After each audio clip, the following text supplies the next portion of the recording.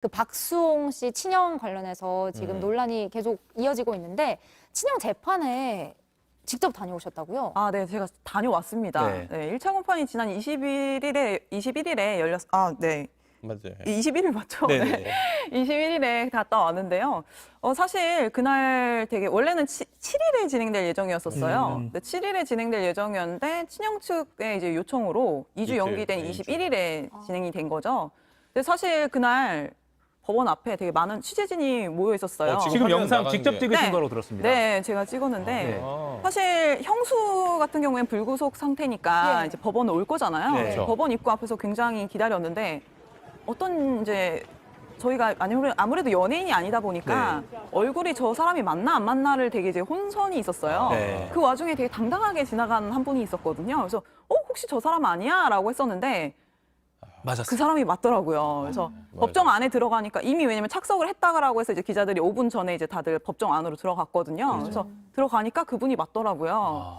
그래서 법정 안에서 내내 친형과 친형이제 형수, 예, 박성 씨의 아내죠, 형수, 예, 형수분은 굉장히 담담한 상태로 1차 공판 내내 참석을 했고요. 네. 그리고 공판이 끝남과 동시에 정말 측근들과 함께 휘리릭. 예, 법정을 몸싸움하면서 막 나오고 네, 그러잖아요. 재빨리 나갔어요. 근데 그 와중에 어떤 영상 기자는 또 밀려가지고 넘어져서 아이고. 또 그런 일이 있었고 난리가 났었네요. 어떻게 보면. 네, 주변에서도 왜냐면 기자들이 막 같이 뛰어가니까 네. 누구냐라고 막 물어보는 그런 분들도 맞아요. 있었고 네. 저도 이제 사실 법원 취재를 오래 해가지고 이런 일을 많이 겪었는데 보면은 지나가면은 누굴 기다리고 있으면 얼굴을 모르니까 기다리고 있으면 대충 그 분위기가 느껴지더라고요.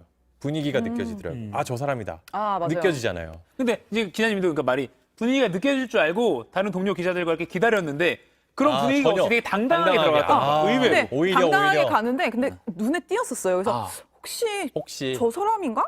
했는데 그 사람이 웬만하면 맞더라고요. 혹시하면 그분이 네. 맞더라고요. 그러니까. 아주 당당하게 갔구나. 근데 이게 액수가 그러니까 박수홍 씨 친형 부부가 횡령한 액수가 정확히 얼마인 거죠? 지금 뭐 회사 돈과 박송 씨 돈 이제 61억 7천여만 원으로 지금 뭐 주장을 하고 있고요. 네. 근데 박송 씨는 사실 그 이상으로 보고 있기 때문에 네. 민사 소송까지 제기해서 116억 원으로 한 이제 대형 소송전입니다. 아. 그럼 그 사실상. 회사 돈이랑 개인 돈 모두 함께 지금 소송에 네, 하고 아, 있는 거죠. 아. 근데 친형 측은 지금 부인을 하고 있고요. 혐의. 네, 친형 측은 사실 이제 검찰 측의 그런 공소 사실에 대해서 네. 대부분 부인을 했습니다. 그래서 아. 검찰 조사 과정에서 인정한 19억 정도 이제 인정만 하고 나머지는 다 부인했는데요. 네. 그 19억 가량에는 이제 뭐 변호사 비용, 선임료 송금, 그리고 뭐 일부 이제 뭐 카드 사용, 법인 카드 사용 이 정도는 인정했지만 대부분은 다 부인을 했습니다.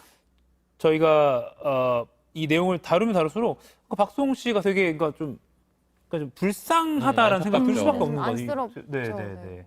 저희가 박수홍 씨 측의 법률 대리인 노정원 변호사 그 취재하신 내용 네. 그 목소리를 들을 수 있는데 지금 준비가 됐으면 들어가 주시죠. 예.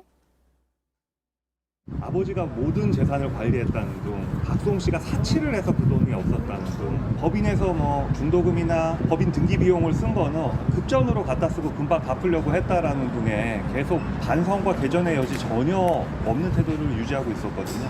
저희 입장에서는 뭐 계좌의 증거나 참고인 진술들이 충분하기 때문에 결국은 진실은 순리대로 밝혀지지 않을까라고 생각하고 있습니다.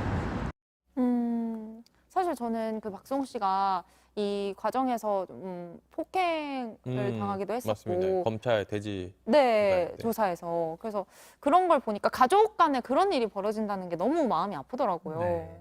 방금 영상도 직접 찍으셨고 아까 변호사 취재도 직접 네. 목소리 따신 거죠? 그리고 발로 뛰는 우리 또 황 기자님 만나고 네. 있습니다. 그러면 아까 휘리릭 나갔다고 했으면 박수홍 씨 친형 측의 입장을 들을 수는 없었겠네요. 도망치는 그렇죠. 나갔으니까. 아무래도 취재진은 모두 이제 형수가 불구속 상태니까 네. 이제 왜 이 혐의를 인정하느냐, 아니면 추후에 합의를 할 의사가 있느냐라고 물어봤는데 어떠한 답도 하지 않고 떠났고요. 아.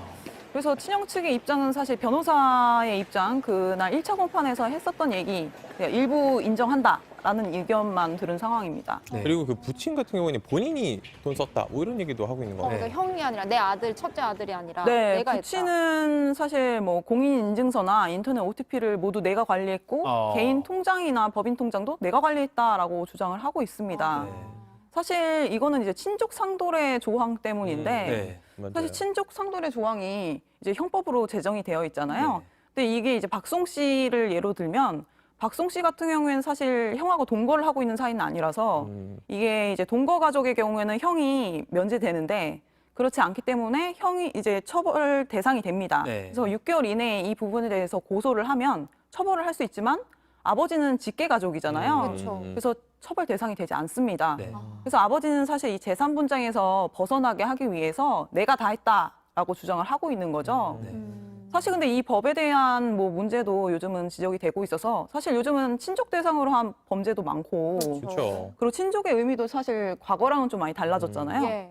그래서 이 법을 좀 수정하거나 아니면 폐지해야 하는 게 맞지 않냐라는 얘기도 나오고 있습니다. 막 예전에 그 세상을 떠난 이 연예인들이나 이제 배우들 같은 경우에 이제 연락이 오래 끊겼던 이 어머니나 이제 다른 가족들이 이제 돈을 재산을 내 거다 주장하는 경우도 있어서 맞아요. 그런 부분이 좀 많이 그래서 문제가 한동훈 법무부 장관이 국회에 나가가지고 요거 뭐 현 시대와는 좀 맞지 않는 것 같다는 취지로 발언하기도 했는데 이 박수홍 씨의 이 사건이 그 우리 형법의 그 근원까지도 다시 생각해 보게 되는 그런 상황까지도 이어지는 것 같아요. 네, 맞습니다.